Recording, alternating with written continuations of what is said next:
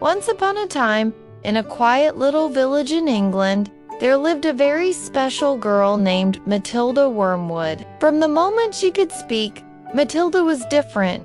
She loved learning. She loved reading. She loved asking questions about the world. By the time she was 3 years old, Matilda was reading chapter books all by herself. She didn't have many books at home. So she walked all the way to the village library and read everything she could find. The librarians were amazed. But there was a problem. Matilda's parents, Mr. and Mrs. Wormwood, didn't care about books.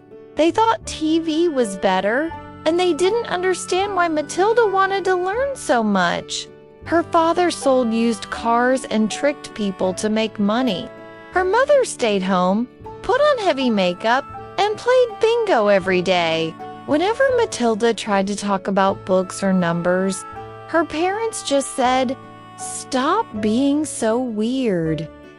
But Matilda didn't stop learning. She kept reading and thinking, and when her parents were unfair, she used her clever brain to play small tricks to teach them a lesson.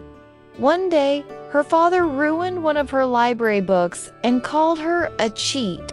So Matilda secretly added her mother's hair dye to his hair tonic. The next day, Mr. Wormwood's hair turned bright green. Matilda giggled. That's what you get for being mean. Finally, it was time for Matilda to go to school. She was excited to learn more and make new friends. On the first day, she met a lovely teacher named Miss Honey. Miss Honey was gentle and kind, and she noticed right away that Matilda was incredibly smarter than any child she had ever taught. "Matilda," said Miss Honey, "you're a genius. You belong in a higher class." But there was someone who didn't like Matilda at all. Miss Trunchbull, the school's head mistress. Miss Trunchbull was the scariest grown-up in the world. She was tall, strong, and very cruel. She hated children and made up the strangest punishments. If a child talked too much, she might lock them in a dark, spiky closet called the chokey.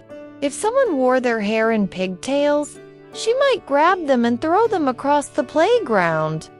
One day, Miss Trunchbull accused Matilda of playing a prank. Matilda hadn't done anything wrong, but she got so angry that something incredible happened. She stared at a glass of water, and suddenly, it tipped over all by itself. Matilda had discovered she had a special power. She could move things with her mind. She told Miss Honey her secret, and Miss Honey was amazed. She had never seen anything like it. That day, Miss Honey invited Matilda to her little cottage and told her a secret. Miss Honey had a hard life too. Her parents had died when she was young, and she was raised by her mean aunt, Miss Trunchbull. Same horrible She had stolen Miss Honey's house, her money, and even her childhood. Matilda's heart filled with kindness and courage. She had to help Miss Honey.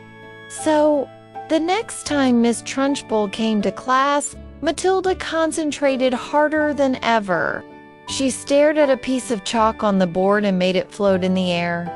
Then, with her mind, she wrote a message that looked like it came from a ghost. "Give back Miss Honey's home, or you will be sorry." Miss Trunchbull turned pale. She screamed, fainted, and ran out of the school forever. She was so frightened, she never came back. The school became a happy place.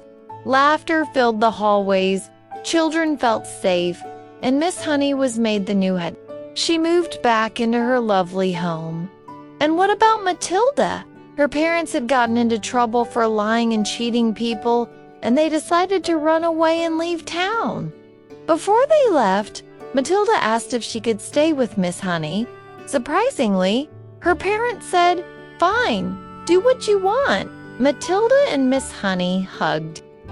From that day on, Matilda finally had the family she always deserved. She was loved, respected, and free to learn as much as she wanted.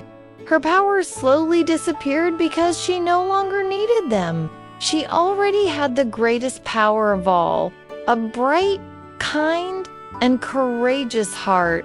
Moral of the story: being smart is a gift, but using your cleverness with kindness, courage, and fairness is what makes you truly powerful.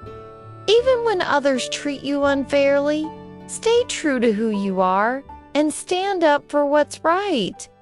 The end.